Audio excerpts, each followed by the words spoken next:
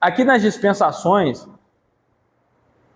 o assunto que a gente vai falar, e eu está começando a falar já, é sobre essas dispensações, e eu vou fazer uma análise lógica e tentar ser o mais simples possível para a gente entender isso. Nada técnico. Deus, ele teve um plano. Ele teve um plano desde lá do início, antes de haver anjos, antes de haver terra, céu, antes de haver ser humano. Nesse plano, ele idealizou glorificar a Jesus, seu filho. Nesse plano, então, ele cria seres angelicais, primeiramente. Seres espirituais. É interessante dizer que nós, vou fazer uma pergunta para vocês, nós somos compostos de quantas partes? O ser humano é composto de quantas partes? 3 partes. Não é isso? Quais 3 partes? Espírito, alma e corpo. 3 partes, né? 3 partes que a gente é formado, né? Olha só que interessante. Os anjos, eles é formado de 2 partes apenas. Eles são formados de espírito e de corpo. O espírito é onde faz a conexão com Deus, nosso entendimento que a gente tem, nosso anseio por Deus, de se comunicar, de crer em algo. E a alma é onde habitam os nossos sentimentos. Então o anjo, ele foi criado com essas 2 posições.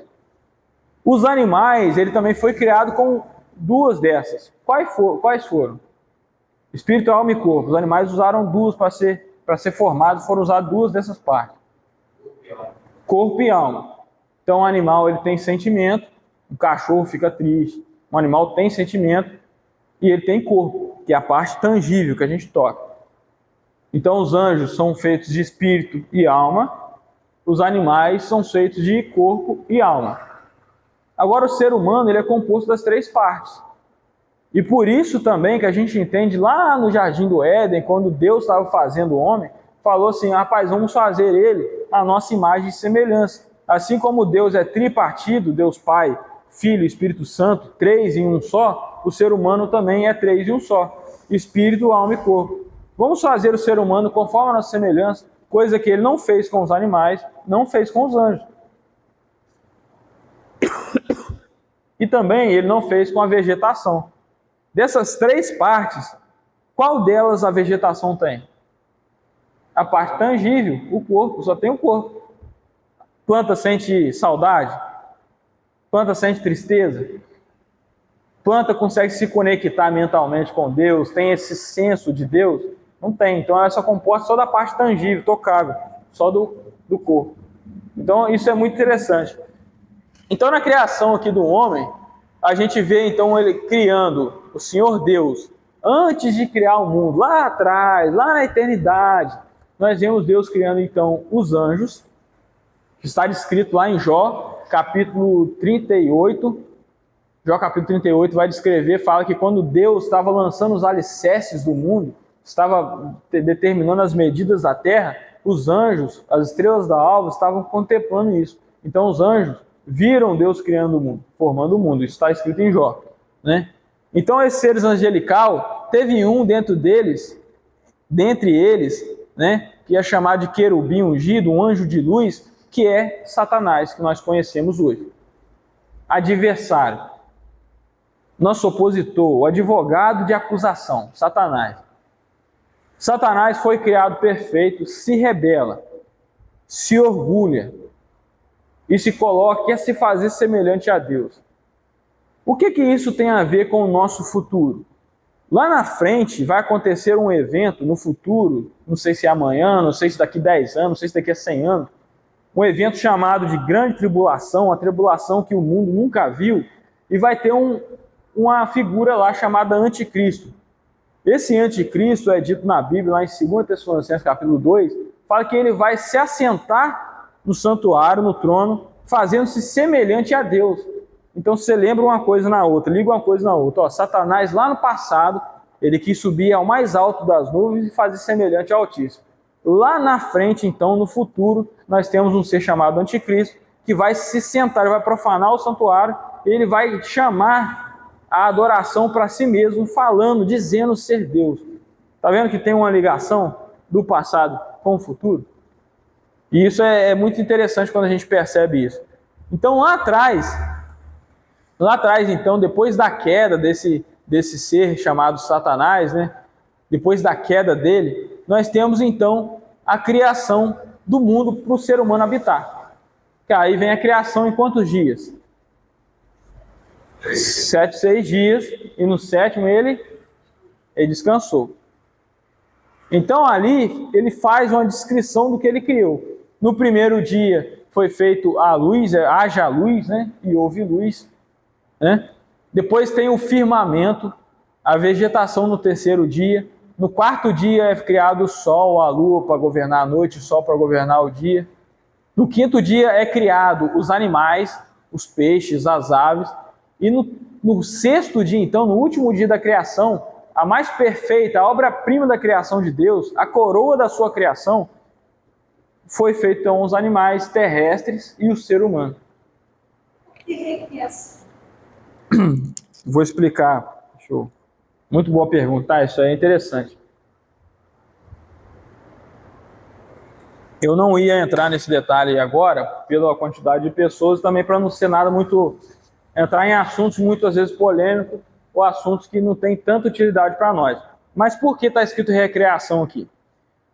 Por algumas passagens bíblicas, como Isaías 45, que fala que a terra não foi feita para ser vazia, ou não foi feita de forma caótica, nós entendemos que houve uma criação original. Essa criação original não havia vegetação, não havia animais, como alguns querem colocar os dinossauros vivendo nessa época, mas eu creio que não. Segundo Jó, capítulo 40, quando fala do Behemoth, fala que ele foi criado junto com o homem. Então eu acredito que o dinossauro foi criado junto com o homem lá no Jardim do Éden. Mas nessa terra original, composta de pedras preciosas, e da onde se tirou isso, Guilherme? Isso aí vem lá da passagem de Isaías, capítulo 14 e Ezequiel 28, que fala que Satanás andava no brilho das pedras preciosas. Nós não temos informação, por exemplo, que a água foi criada, por exemplo, nesses dias da criação. Se você pegar Gênesis lá no primeiro versículo, vai falar assim, que o Espírito de Deus pairava sobre a face das águas. Você lembra alguma parte que fala assim, haja água? Não tem. Então tudo indica crer que esse capítulo 1, versículo 1 de Gênesis, no princípio criou Deus os céus e a terra. Foi criação original. Isso se chama teoria da lacuna. Nem todos os irmãos concordam, no nosso grupo mesmo, né, Lucas? Que a gente tem, que ajuda no plano divino, alguns concordam, outros não. Eu também não ligo tanto porque eu não vejo se foi assim ou não, para mim não faz tanta diferença. Mas então a gente tem essa noção, então, por outras passagens, que é construída uma noção que teve uma criação original, essa criação original estava habitando os anjos e de Satanás. Satanás não fala assim, ó, subirei acima das mais altas nuvens. Se ele vai subir, então indica que ele estava embaixo, certo? Fala que ele estava no jardim de Deus, no Éden. Ué, mas como assim? Satanás, a gente só tem informação que ele estava lá no Éden, no jardim de Deus, quando ele já tinha caído em forma de serpente. Mas que jardim de Deus que ele estava então, quando ele era perfeito? Então tudo indica que já tinha uma criação original, antes dessa que nós conhecemos. Só que pela condenação de Satanás, a rebelião que ele sofreu, a gente vê em Jeremias, que fala que os montes estavam caóticos, tremendos, por causa que a criação sentiu um peso tão grande, que ela ficou sem forma e vazia, o versículo 2 de Gênesis. No princípio criou Deus os céus e a terra. E a terra era o quê? Sem forma e vazia. Então parece que Gênesis, ele meio que oculta essa parte. Isso se chama teoria da lacuna, ou teoria do hiato, que houve um espaço de tempo entre o versículo 1 e o versículo 2 de Gênesis. São todos que concordam? Nem todos. Minha opinião pessoal, não faço questão. A gente já estuda sobre isso, não faço questão se foi assim ou não. Mas se ocorreu dessa forma, nós encontramos então respostas melhores para essas passagens que ele escreve em Satanás. A dispensação, todo esse processo, isso. Entendimento que houve uma criação. Como eu disse, né, como hoje não tem tanta utilidade, e se foi assim, o que vai mudar? Geralmente não tem aplicação prática nenhuma. Então, por não ter aplicação prática, é pouco ensinado ou passado isso. Eu sempre falo e gosto de apresentar isso como uma teoria, realmente como o nome é. Teoria Da lacuna. A Bíblia não diz claramente, mas a gente vê que pegando algumas passagens lá e cá, a gente consegue montar um entendimento. Se ocorreu isso, então as passagens que falam que Satanás, antes da queda, estava no jardim de Deus, que fala que ele andava no brilho das pedras afogueadas, pedras preciosas. Ah, mas que pedra preciosa se o mundo nem tinha sido criado ainda? Então você entendeu? Então tudo dá a entender isso. Aí eu até ilustrei aqui, eu tentei ilustrar nessa parte, aqui as pedras preciosas, né, um mundo feito de pedras preciosas, e ele andando aqui no seu brilho, né? Coloquei até os brilhos aqui para a gente poder ver. Mas depois, quem estiver assistindo de casa, né, a gente está gravando, depois quem estiver assistindo de casa, ou quem estiver aqui quiser pesquisar, leia lá Isaías 14, Ezequiel 28, né, aquelas passagens que estão ali como Isaías 45, versículo 18, né, Provérbios 8, 22 a 31, né, e você vai chegar ali ter uma noçãozinha do que é isso. Então a terra ficou sem forma e vazia por conta dessa queda de Satanás e os anjos, por conta do juízo de Deus. Então ele teve que fazer o que antes de botar o ser humano? Ele ia botar o ser humano numa terra caótica, sem forma e vazia? Ele teve que fazer o que então? Recriar, entendeu? Então por isso que está esse nome ali, entendeu? Se é assim ou não, a Bíblia não diz claramente, mas tem essa teoria, é uma teoria, né? Eu sempre gosto de afirmar isso. Outros irmãos vão bater o pé. Não, rapaz, é porque é assim mesmo. É porque Deus fez dessa forma mesmo. Mas eu não gosto de firmar pontos aonde a gente não tem firmeza. De jogar a luz aonde está muito escuro. Então, a gente vai pular essa parte, então não vamos se dedicar muito a ela. Mas então, depois dos 7 dias, criação do homem, a gente inicia então o plano de Deus para o ser humano. E se a gente pegar a Bíblia e for analisar, através de todas as suas páginas, nós vamos perceber uma diferença no como Deus trata o homem em diferentes tempos. Lá no começo do Jardim do Éden, foi dado regras muito básicas para eles. Lá no início não falou nada sobre você não pode matar, você não pode roubar, não foi feito nada disso. Foi feito, mandou fazer assim, rapaz, você tem que lavrar o jardim e você não pode fazer o quê? Comer da árvore. Foi só isso que foi dito. Mas só que aí vem a desobediência do ser humano. Se a ordenança foi não comer, a desobediência deles no Jardim do Éden foi o quê? Comer da árvore. E se eles comeram da árvore, e Deus sendo justo, aquele que não torna o inocente, não torna o pecador como inocente, ele vai ter que fazer o quê? Fazer um juízo. Então é dado sentenças em cima do homem, ele passou a morrer, o ser humano foi feito para ser eterno. Lá em Eclesiastes capítulo 3, a gente vê que Deus colocou a eternidade no coração do homem, por isso que a gente tem essa noção assim, que a gente vai viver para sempre. A gente sabe, cada um que está aqui, a gente sabe que daqui a 30 anos a gente vai morrer, por exemplo. Será que você vive mais 30 anos, pastor Antônio? 50 anos, será que você vive? A gente sabe que vai morrer, não sabe? Só que a gente vive de forma como se a gente fosse eterno. Porque Deus colocou a eternidade no coração do homem. Aí você olha para o mundo e vê as pessoas bebendo, em farras, gastando a sua vida em coisas sem sentido, e fala assim, mas por que elas fazem isso? Por que não buscam a Deus? Porque a eternidade está no coração delas, parece que nunca vai passar. A gente vive de forma na terra aqui despreocupado, muitas das vezes. Muitas vezes a gente só pensa em morte quando a gente está doente lá no SUS, no UPA, sei lá onde a gente vai ficar. Então foi porque o ser humano foi criado para ser eterno. Então, analisando essas diferenças de como Deus lida com o ser humano ao decorrer do tempo, se a gente poder sistematizar, pegar essas características, esses pontos, depois da morte por exemplo, ali, quando Caim mata Abel, tinha alguma ordenança antes que era proibido matar, por acaso? Deus antes disso falou com eles, vocês não podem matar, não podem roubar, não havia.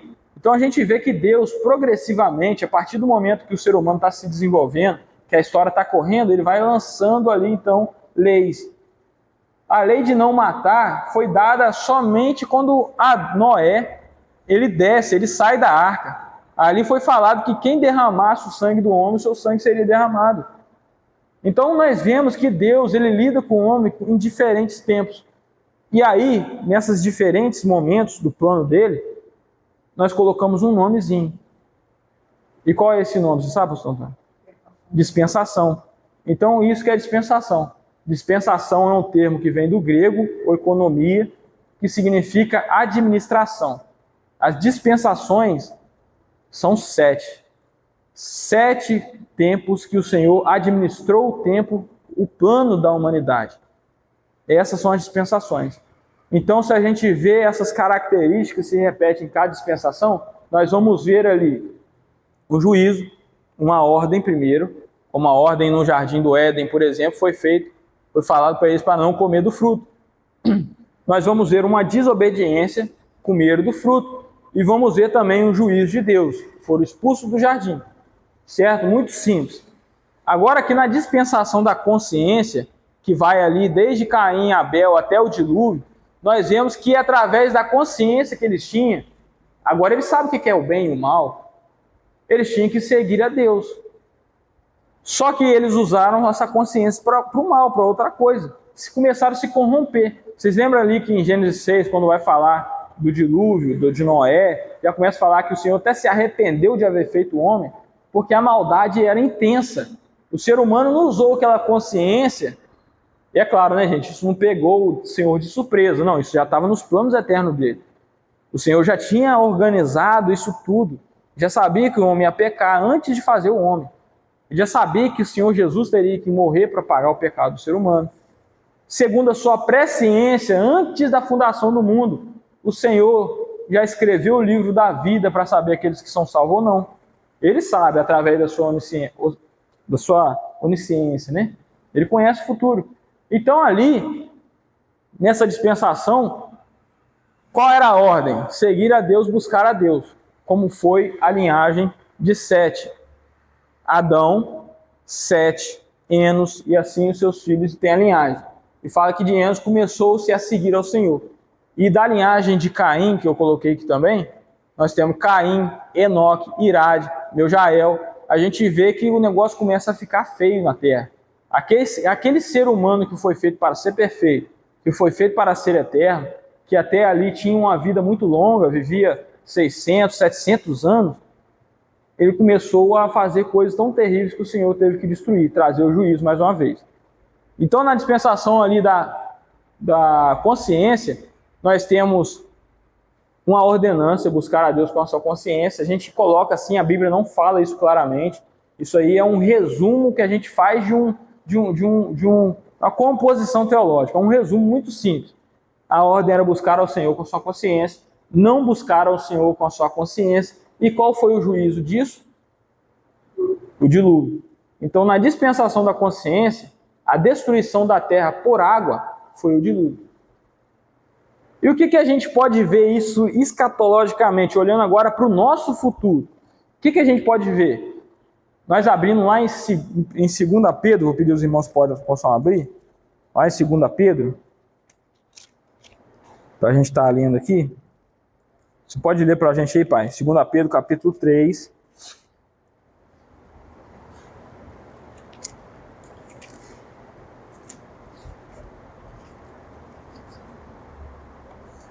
Versículo de 5 a 7. Eles voluntariamente ignoraram isso, e pela palavra de Deus, já veio de iniquidade, o destino do céu e a terra, e foi tirado da água, e no meio da água existe.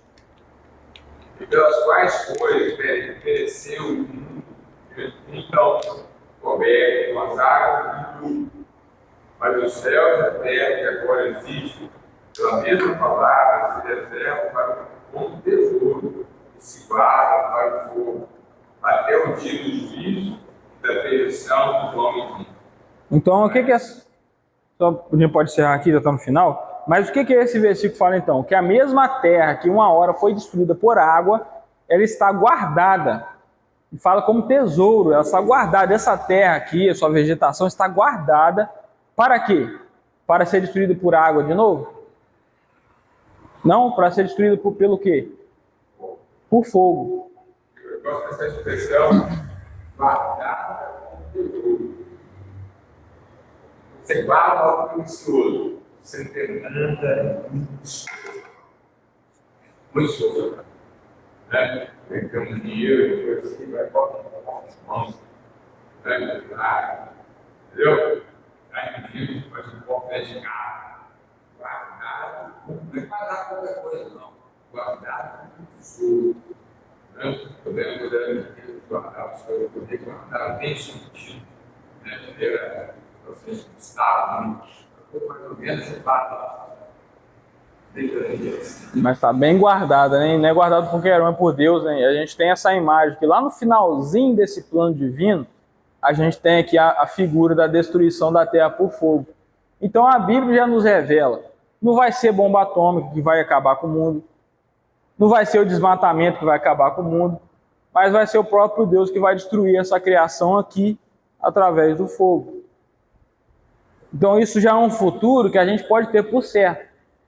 O final dessa terra que a gente está vivendo, com tantos prazeres e coisas boas, construções magníficas, a gente desfruta de coisas extraordinárias como ar-condicionado, uma tela de um celular que se comunica com todo mundo, vídeos e tantas coisas muito boas que a gente tem, medicamentos ótimos, tantas bibliotecas com dezenas de conhecimentos que foram guardados há tanto tempo ali, e tudo isso vai ficar para quê? Para ser queimado.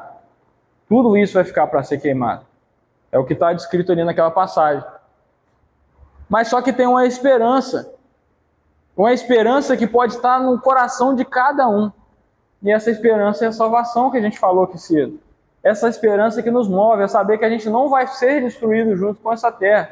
É saber que a gente vai desfrutar de um dia, de um algo de tão extrema paz, de um algo tão extraordinário ao lado de Cristo, que isso aqui para nós a gente não vai nem passar por isso, a gente não vai ficar preocupado, a felicidade vai ser grande. Mas essa felicidade, para essa salvação, para essa eternidade, para essa vida eterna, tem uma condição muito pequenininha. E qual que é a condição? Aceitar a Cristo como Salvador. O carcereiro pergunta para Paulo: Senhor, o que eu preciso fazer para ser salvo? Ele fala: creia no Senhor Jesus. Romanos capítulo 10 vai falar: aquele que crer com o coração e com sua boca confessar, ele vai ser salvo. Jesus fala: na verdade vos digo, aquele que crê naquele que me enviou, aquele que crê em mim, tem a vida eterna. Não entrará em juízo, não entrará em condenação, mas passou da morte para a vida. Então essa é a nossa esperança, né? Eu coloquei a ilustrada aqui a felicidade, né? Uma ilustração muito pequena. A gente não vai ser as coisas que estão esperando por nós na eternidade futura é tão grande que é impossível da gente ilustrar, né, na figura, né? Mas ali coloquei uma felicidade enorme, né, para aqueles que são salvos na eternidade com Cristo. Mas voltando lá atrás, vocês estão conseguindo entender então o que são as dispensações? Nós temos o plano de Deus, criou lá no início o homem, e ele já fala lá do final, como vai ser o final de tudo. E nesses 2 parênteses que ele abriu na eternidade, ele dividiu em 7.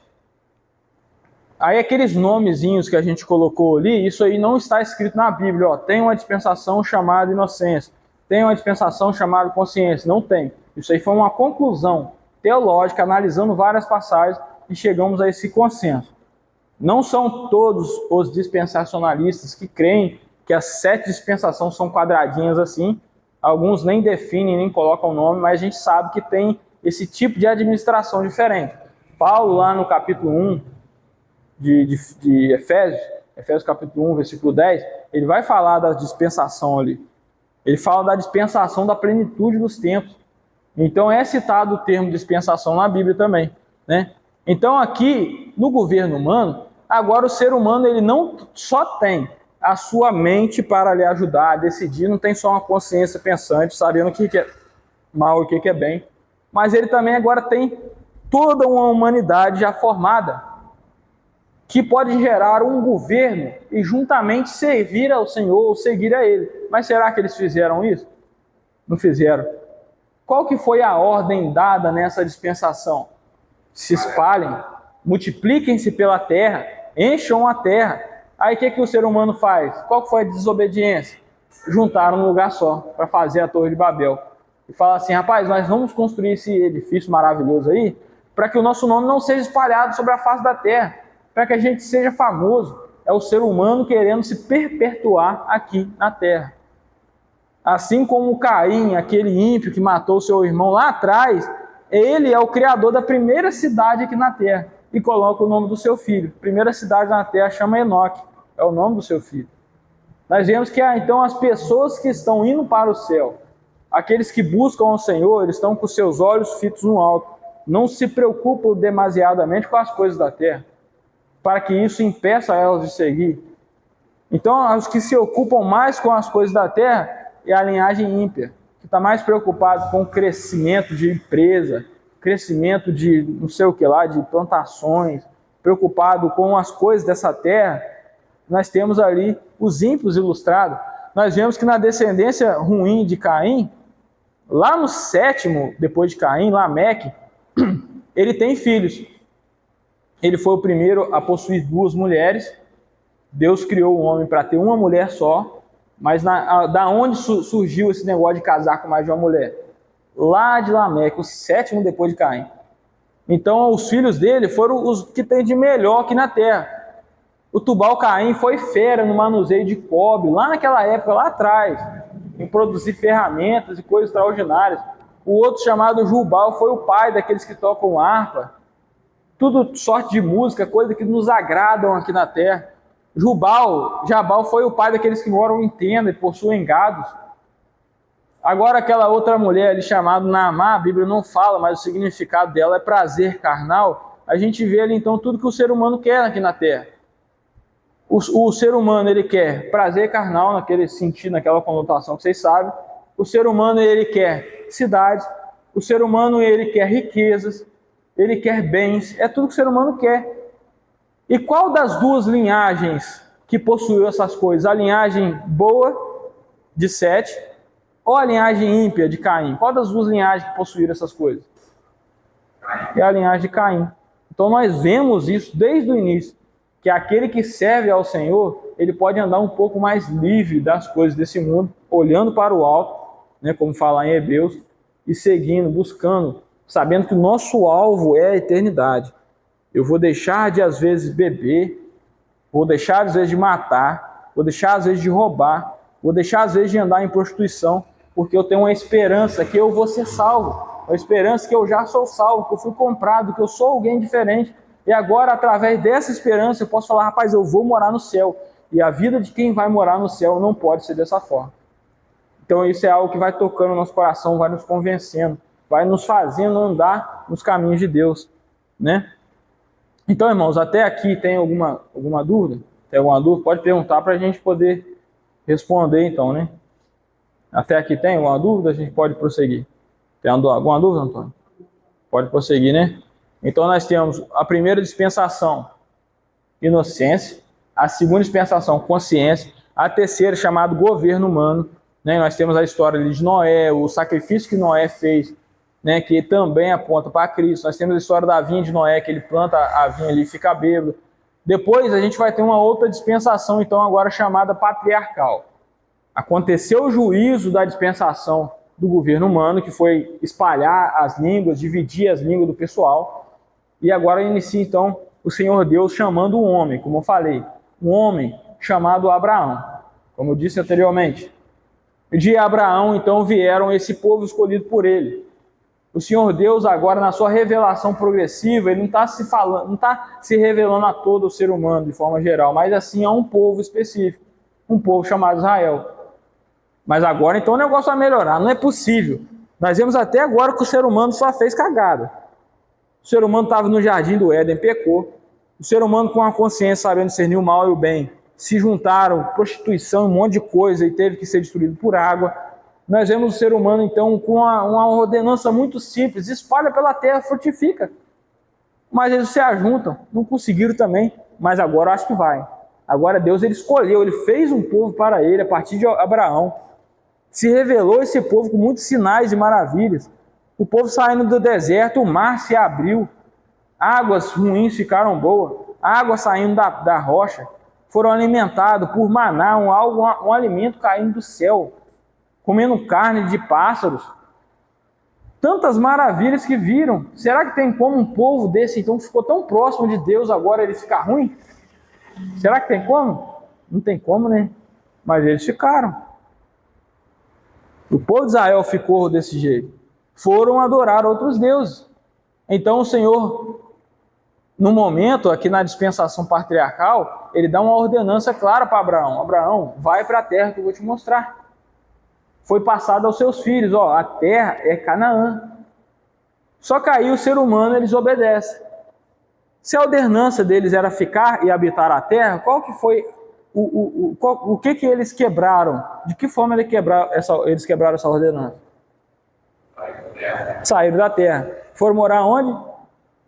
No Egito. A ordenança, morar na terra.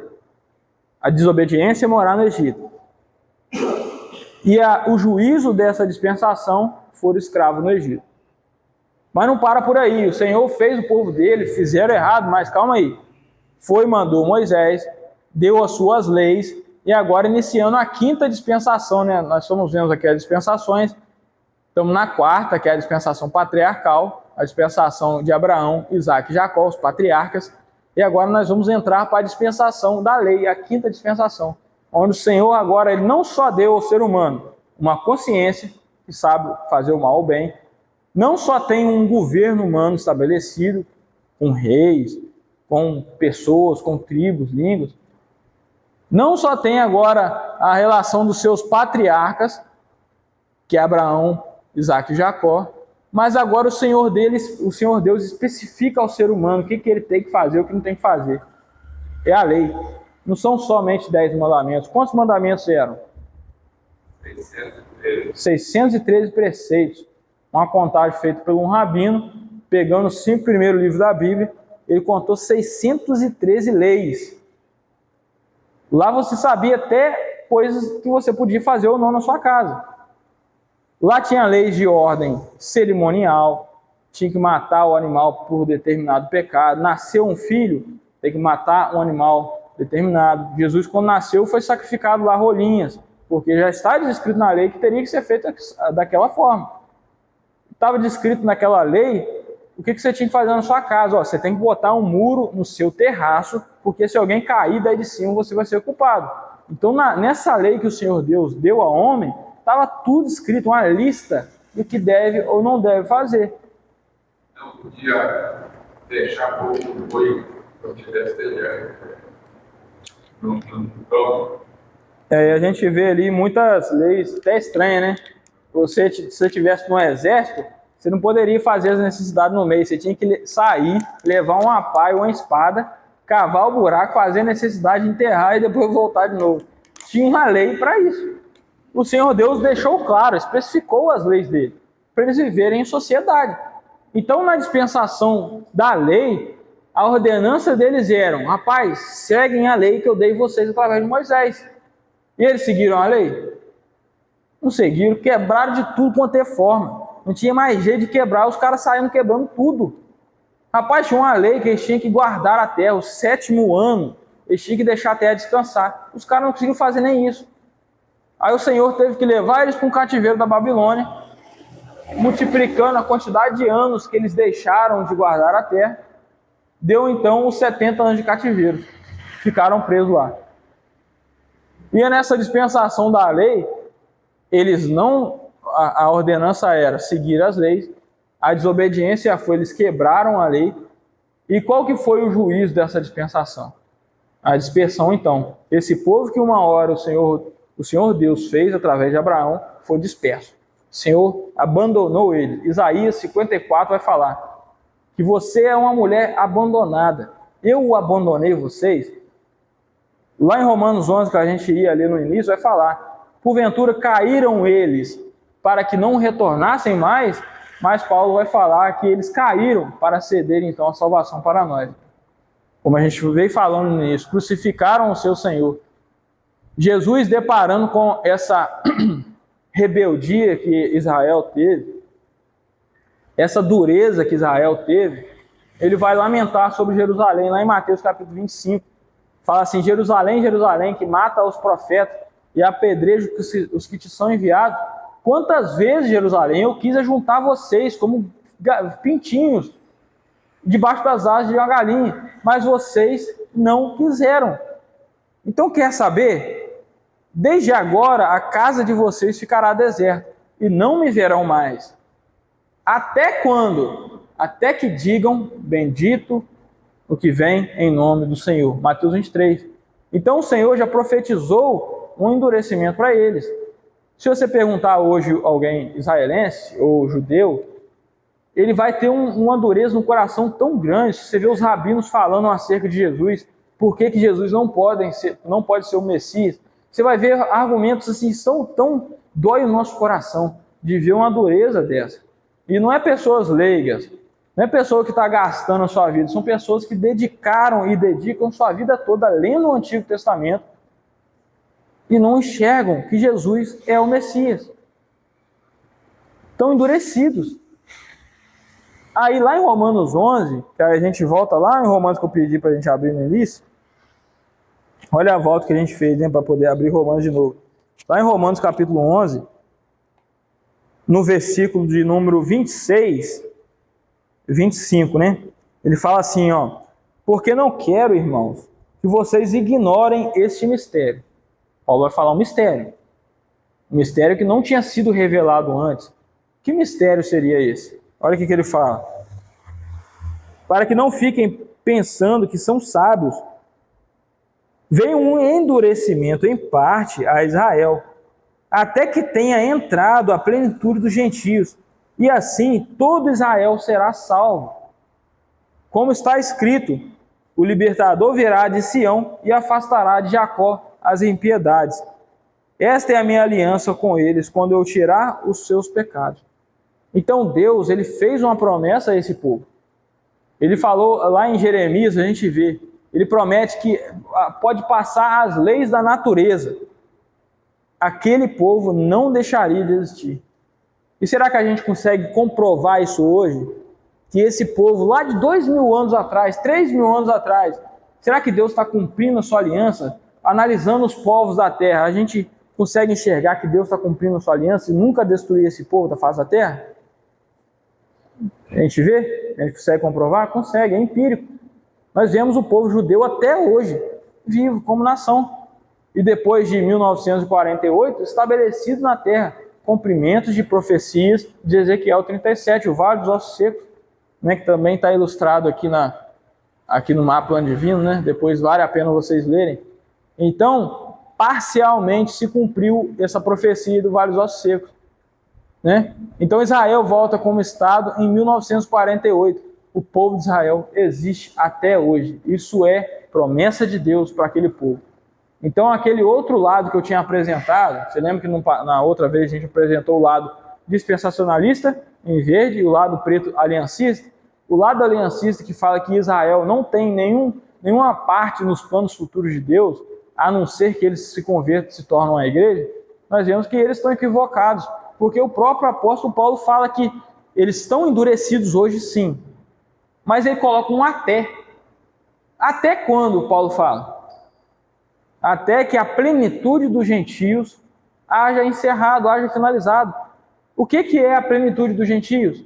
O que começou quando o povo judeu rejeitou a Jesus? A salvação se abriu para quem? Para os gentios. A igreja é esse período agora que estamos vivendo.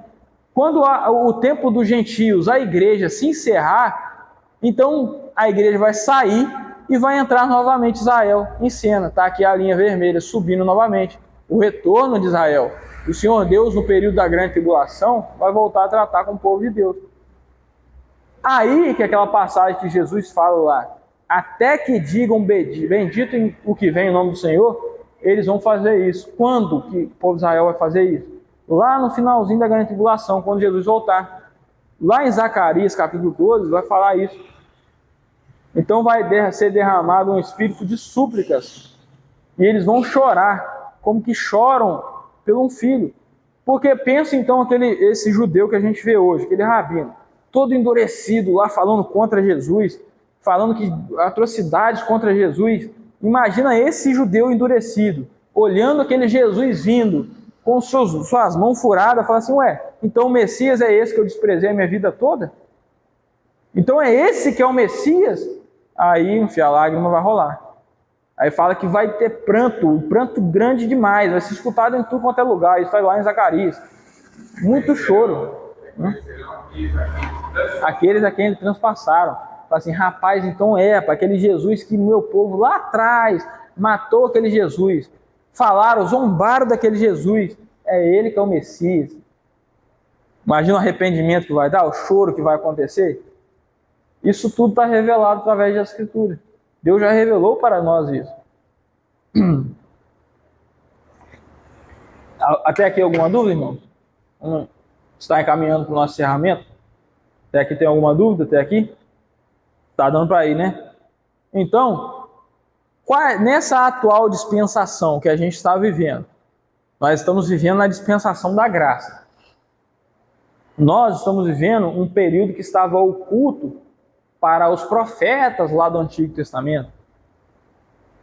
Estamos vivendo um período de tempo em que a salvação está assim, para qualquer um. Qualquer um que aceitar Cristo como Salvador.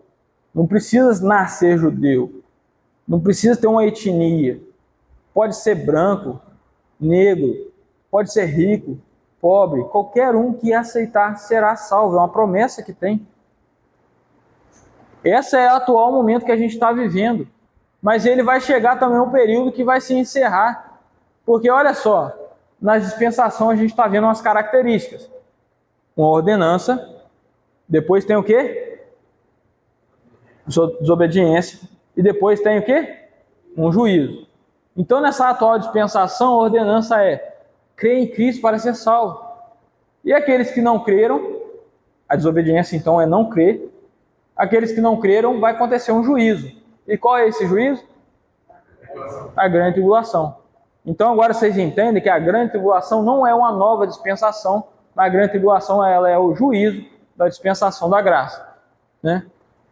Então depois a gente vai falar mais sobre a grande tribulação, o que vai acontecer, vai ter salvação, o Espírito Santo foi tirado da terra ou não, o que vai acontecer ali, como é que vai ser a vinda do anticristo, as pragas, a marca da besta, tudo aquilo que descreve ali no livro de Apocalipse, a gente vai ver mais futuramente. Mas depois dessa dispensação da graça, que é a sexta, vai ter uma última dispensação chamada de milênio. Onde nós temos muitas promessas no Antigo Testamento que só podem ser cumpridas ali. Romanos capítulo 8 fala que essa natureza que Deus criou, a gente não falou da criação aqui? Essa natureza, os animais, a vegetação, as plantas, elas estão aguardando com uma expectação a manifestação dos filhos de Deus. Porque ainda vai ter um período de paz, uma restauração, que os animais ainda não desfrutaram. Lá no Jardim do Éden, o ser humano vivia tranquilo. O ser humano não precisava matar animal. Um animal não comia o outro. Lá em Gênesis capítulo 1, no finalzinho do capítulo 1, vai falar que as ervas foram dadas para o alimento deles. Os animais viviam em paz. Só que com a queda do pecado no ser humano, quando o pecado entra na humanidade, o negócio foi tão feio que até os animais foram prejudicados. Os animais morrem torturados às vezes, as vegetações são queimadas, e até a natureza está sofrendo por causa do pecado do ser humano.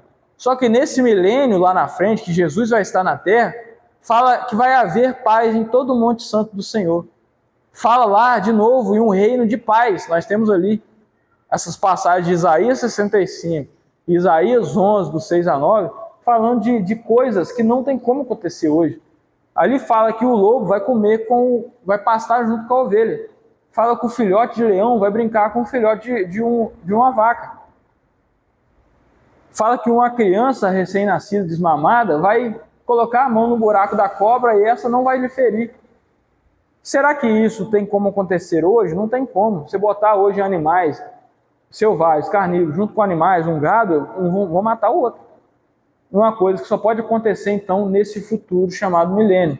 Tem muitas mais coisas que comprovam que tem que ser assim. Tem que acontecer um reino literal de 1000 anos aqui na Terra, que a Terra vai desfrutar dessa paz. Aí depois então desse milênio vai acontecer uma rebelião, mais uma vez ocasionada por Satanás, vai ser solto no final desses 1000 anos, vai falar isso em Apocalipse 20, vai enganar as nações, as pessoas mais uma vez, mesmo vendo, Jesus não vai estar assim, espiritualmente aí no céu, Jesus vai estar fisicamente, visível, mas as pessoas vão ser enganadas de novo e vão ir contra Jesus de novo, vão sitiar de novo. E o que será que vai acontecer? Será que eles vão conseguir vencer então Jesus? Vão conseguir vencer esse plano que Deus fez? Não vão conseguir, vão ser mortos. Fala então que vai cair fogo do céu, chamado ali de Gog e Magog, e vão matar todos esses que se rebelaram no final desse milênio. Então, irmãos, a gente vê que a Bíblia nos revela muita coisa. E tem muita coisa que a gente pode entrar, né? Não sei se vai vir mais gente, eu acho que o pessoal da última vez não gostou para entrar. Aí, às vezes, se não vier também, a gente encerra. Se não gostaram, a gente encerra. Né? A gente caminha estudando as profecias que a Bíblia tem revelado e tentando trazer, então, à luz para os irmãos essas coisas. Né? A gente fica muito feliz, né, pela oportunidade que está sendo me dada aqui. A oportunidade não só dos irmãos aprenderem, uma oportunidade para mim exercer, para mim praticar, para mim crescer nesse meu ministério, que é o ensino. Né? E nessa parte que eu tanto amo, que é a escatologia. Então, irmãos, até aqui a gente vai encerrar por hoje. Ficou entendido, então, que Deus já planejou tudo, que Deus, os planos do Senhor não podem ser frustrados, está lá em Jó 42, versículo 2. Nós já sabemos que Deus já conhece como vai ser o fim disso, já revelou para nós. Nós conhecemos, então, esses 7 desdobramentos dentro desse plano de Deus chamado dispensações, e nós sabemos que nós só conseguimos essa salvação, nós só conseguimos nos livrar desse pecado original através de crer em Cristo, através da fé. Amém?